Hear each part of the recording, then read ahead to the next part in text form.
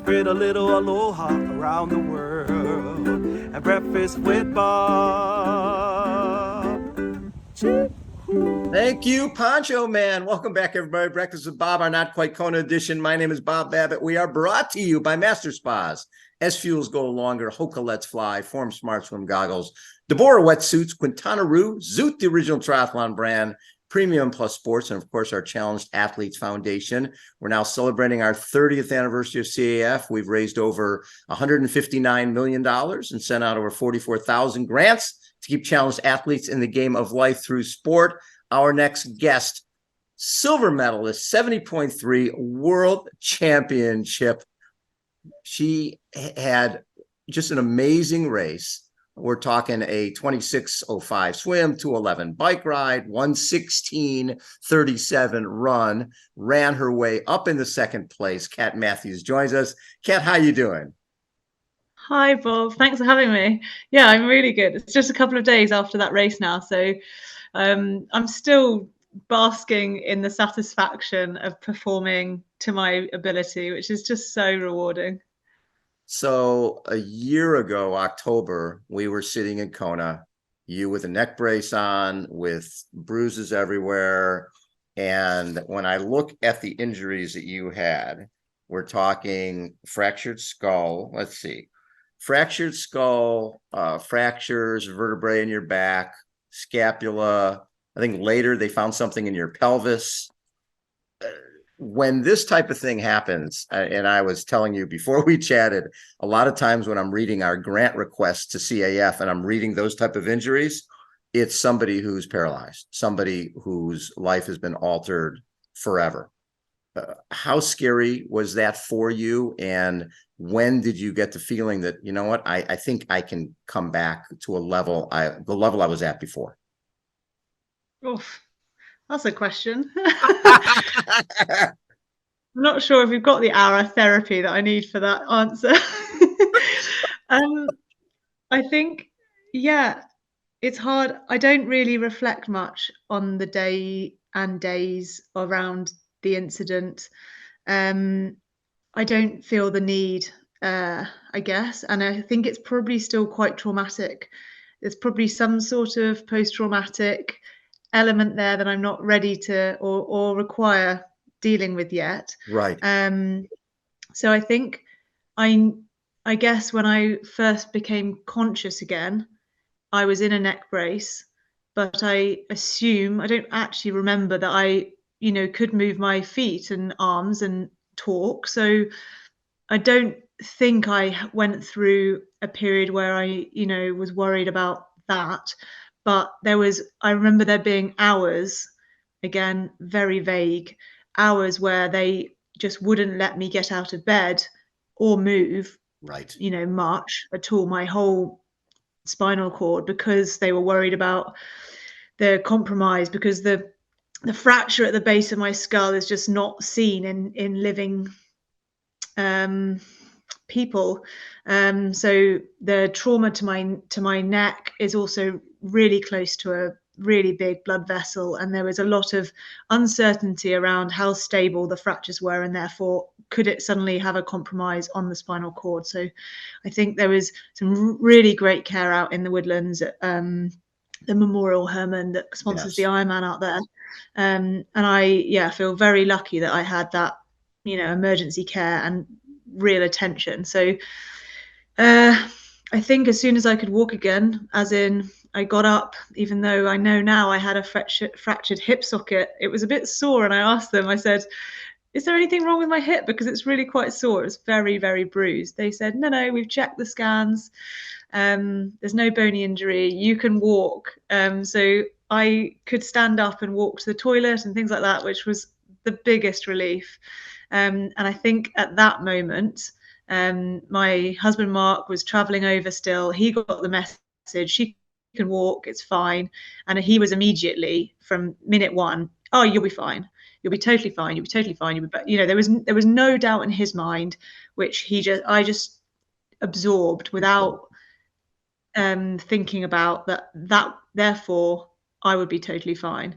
So getting back to getting back, going forward and being a functional human and therefore and professional athlete, I just absorbed his confidence. Whether it was true or not at the time, I don't know. It was Didn't matter. fact in our mind that we would be totally fine. And so making the decision to come to Kona, even though your body was compromised, was that obviously, you can't race when you're when you're coming over, but just being around your triathlon family, was that cathartic for you being in Kona last year? Yeah, totally. I honestly think that was one of the best things for my mental health. Yep. And therefore my physical recovery, because I actually had a really quite significant brain injury in terms of the trauma and the bleeding in the brain, which I didn't really know at the time, because I wasn't symptomatic, although in hindsight there were symptoms. And so I think this, the ability to go on that trip, be protected physically, but engage in a way that was really positive, enabled me to stay super, as calm as possible and relaxed as possible, sleep, treat myself very well, and have basically a holiday in a way, Right. surround myself by the sport that we absolutely love and so many friends. So it was the best decision. When you got to go to Thank God I'm Not Racing party, which normally you wouldn't be able to do. Exactly. And with all the female athletes as well. So it was The like, it was best. the dream. Getting to see Daniela cut loose after that was pretty cool. Well, I'm not sure I saw all of it, but there's some good stories there. There's some stories I after think, our party was over. Your your party was just starting. After, yeah. Yes. That's funny. I'm not sure how, in hindsight, again, I don't think I probably shouldn't have been enjoying myself so much, considering that I was walking on a fractured pelvis Yes. and a brain injury, but again, didn't know at the time. And when did they figure out the pelvis thing? Was that like months and months later? Yeah, I spent while I was in Kona, I would say, I was all my hips quite sore. I'm really sorry, I can't walk to wherever, the cafe. Like, he would drop me outside and then go and park somewhere else. And so I was able to sort of walk and stand for 5 minutes or so. And then over the next few weeks, it was sort of, okay, I'm going to try and walk for half an hour. I didn't think there was anything wrong with it at the time, as in not really bad. It was just, obviously there was a lot of trauma there. Yeah. And it was maybe 4 or 5 weeks down the line, I was at home and I was talking to a physio, and they said, why don't we have it looked at again, soft tissue wise, because it would be good to know now so we can start planning your rehab better. And that actually came back fine, because I had an MRI and there was no soft tissue damage. Again, I'm not sure. I feel like they should have seen something. And then it was actually the military system. By the time it was sort of, I wasn't really able to access much care through the military until the sort of 3-month point, due to some policies, which we don't need to go into. But by that point, they then reviewed. I was still having some problems with my ribs, and some deep breaths, and my sternum was fractured. So, like, in terms of sneezing, just odd things that I would never have thought about was still a problem. And so they reviewed all of the CT scans from America, and because of America, we're able to sort of electronically transfer them over, which was incredible.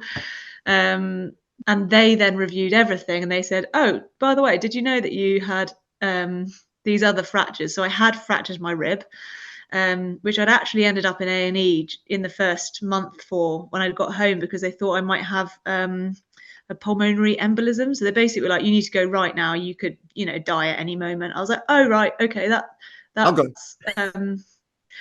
good. So there was lots of these, in hindsight, fun, but at the moment, horrible experiences. The pelvis fracture thing was one of the hardest, because the amount of times little things had happened and I thought it was me psychologically being really weak, in terms of, like, muscle spasms or my back going, and I spent the afternoon on the sofa crying or just totally useless. I couldn't lift up my own handbag. Right.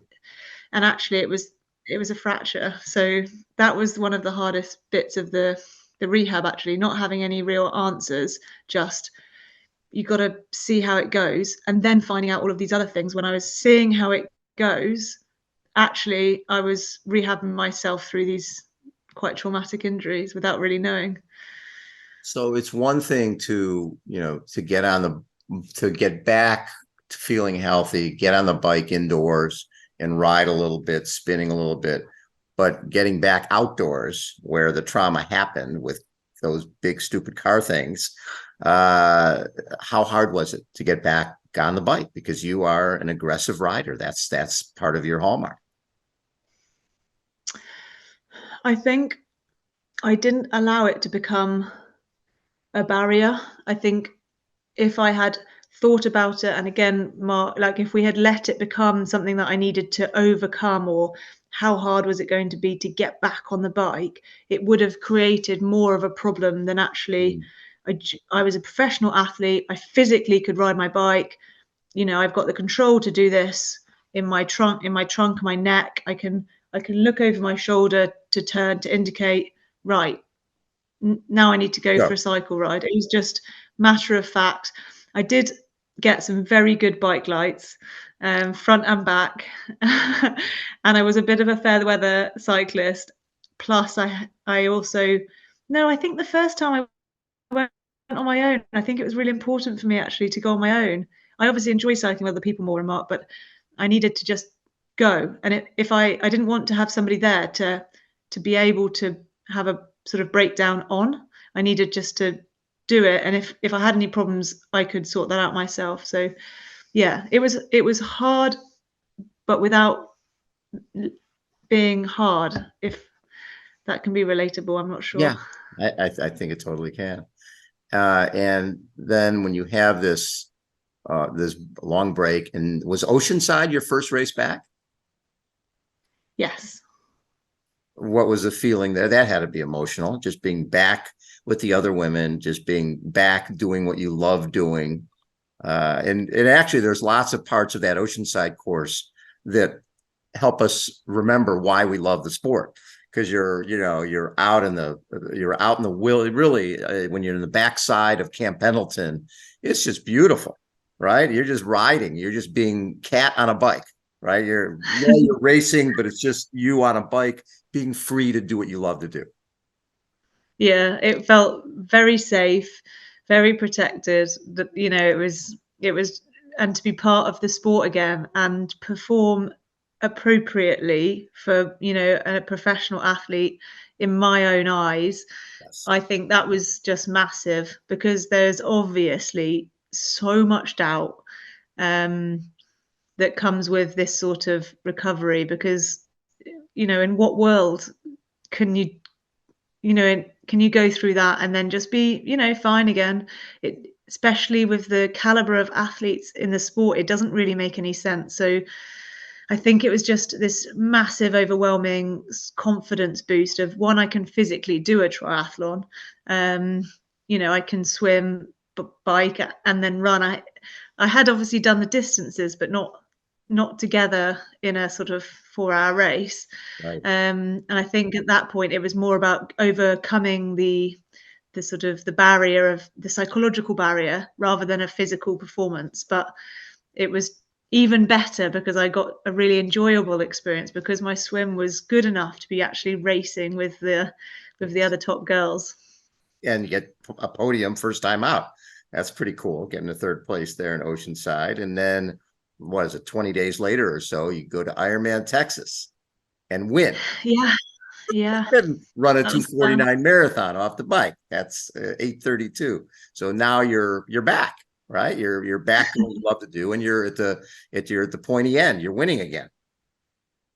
Yeah, I think on paper that's what it looked like. To me, I knew that my performance my actual physical performance at those two races wasn't that great, for my sort of history of data, Right. and it was very cool to be able to, especially the run in Texas, to be able to just sort of, yeah, pull that out, that's fine.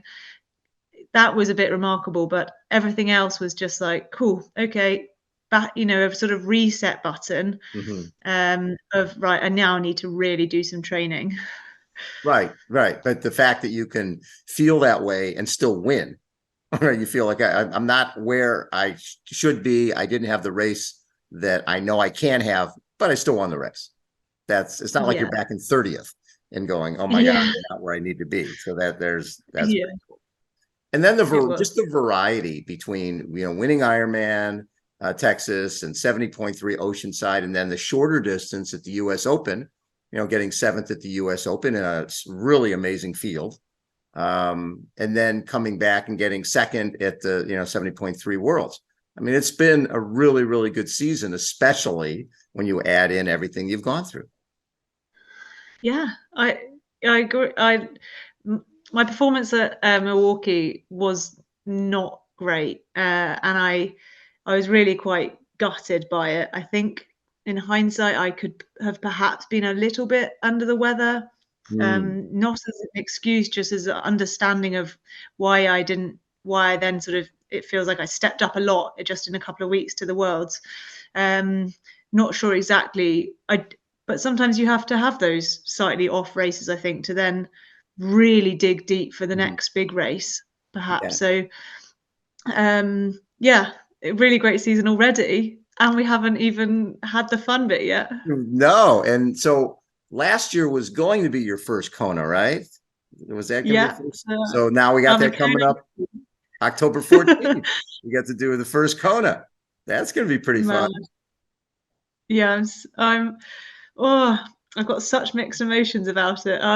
On paper, and it comes naturally to say I'm so excited, but I actually I'm still really, even though it's coming up quite quickly, I'm still really struggling to sort of process it, because the last time I looked at the course and really got emotionally involved in it, the day later, all over, all done, bam. So I think that there's this emotional processing that I need to go through over the next few weeks to just settle that right down, so I'm really ready to approach the course properly. Have you had, obviously, you've always had people following you on social and reaching out. Have you had since your accident, a different group of people who maybe have gone through trauma of their own, who have seen your success and have reached out? Yeah, and I think it's been a whole range of people, not many that I've really been able to really engage with. I think the trouble and one of the challenges of trauma is that it's so unique, and you can only be empathetic and give the advice, or just share your story and hope that elements of that can help other people.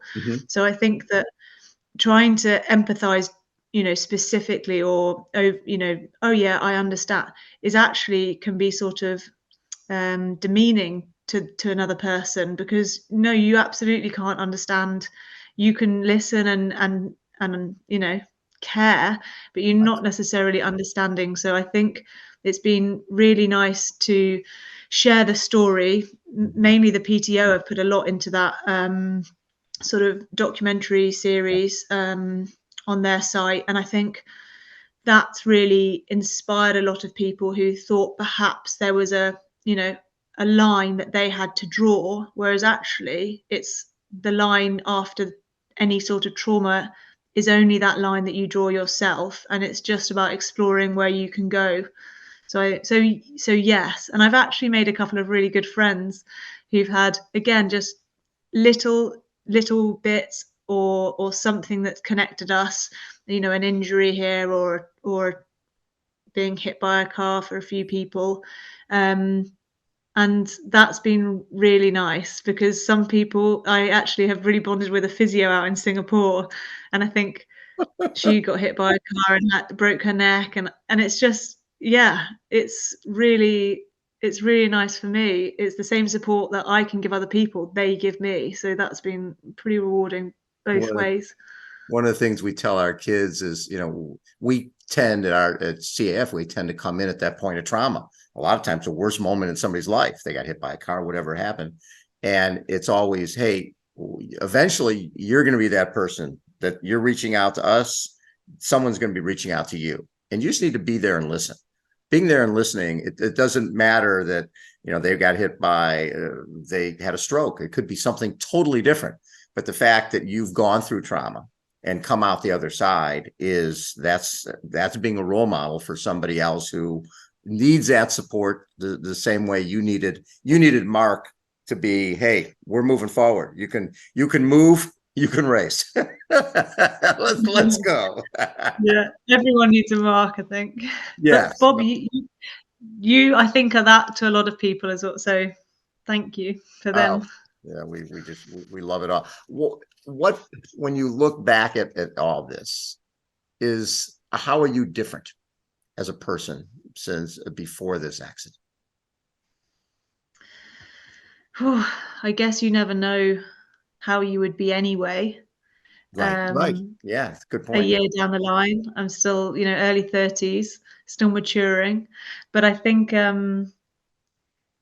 my perception of life and in terms of gratitude, it's a bit of a cliche word. It's definitely been a fad, overused, but there's just I'm probably a bit more emotional with linked with that.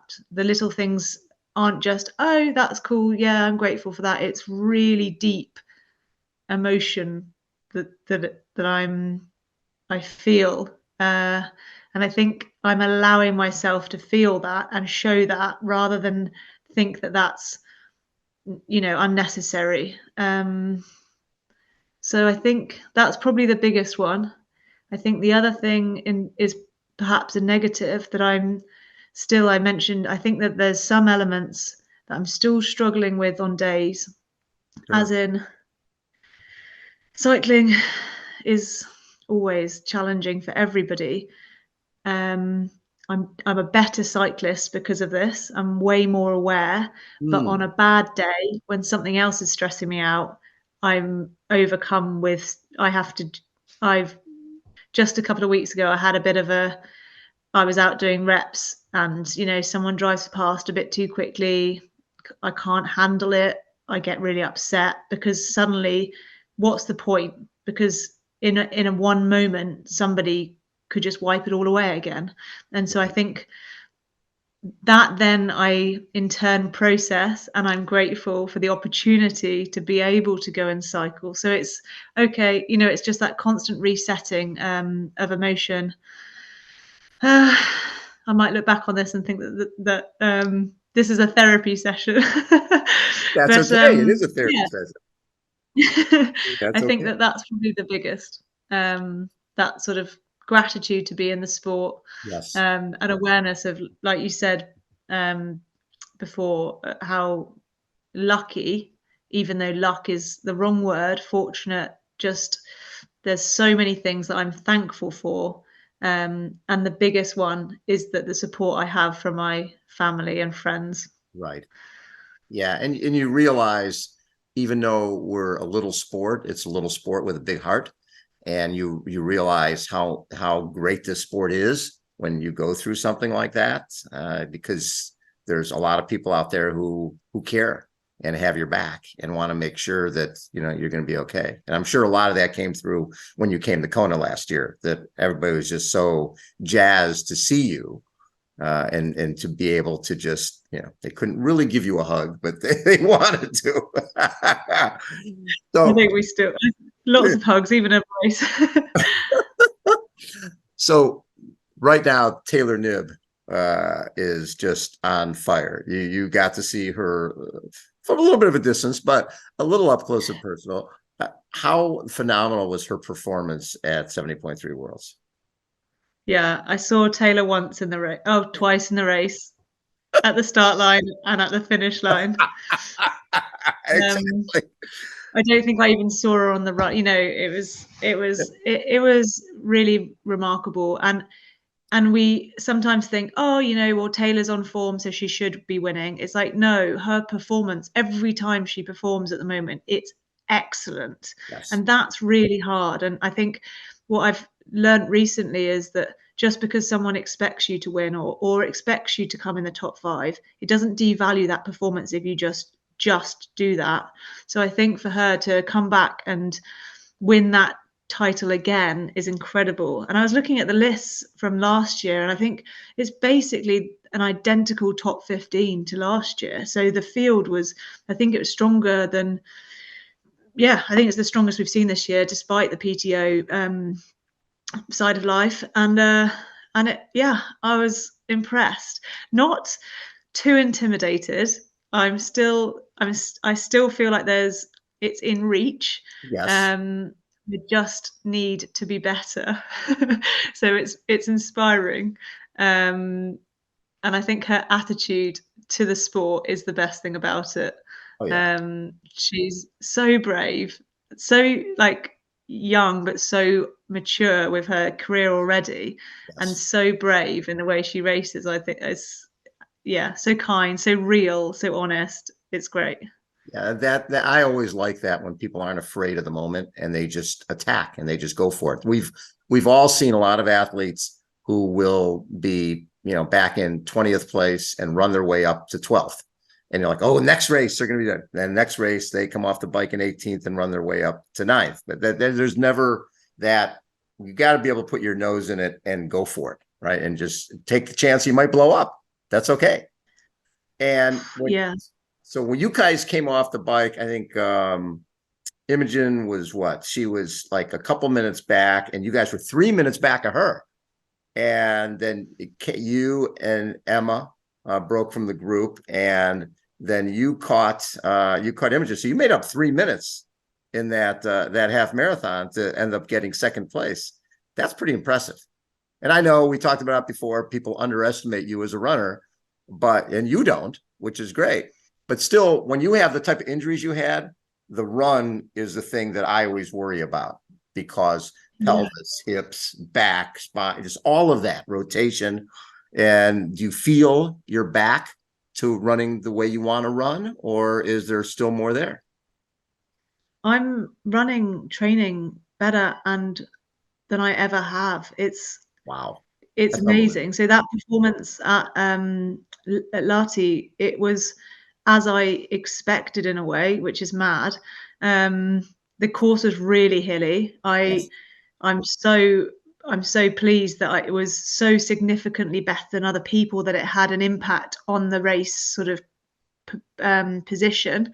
But no, like I think I committed a lot of time to rehab, and I think I'll always think, oh well, you know, it's not that important.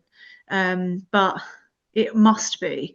And I've really grounded myself at home over the summer to just keep committing to the rehab, even though it's not necessarily now rehab, it's more sort of maintenance or prehab. Yes.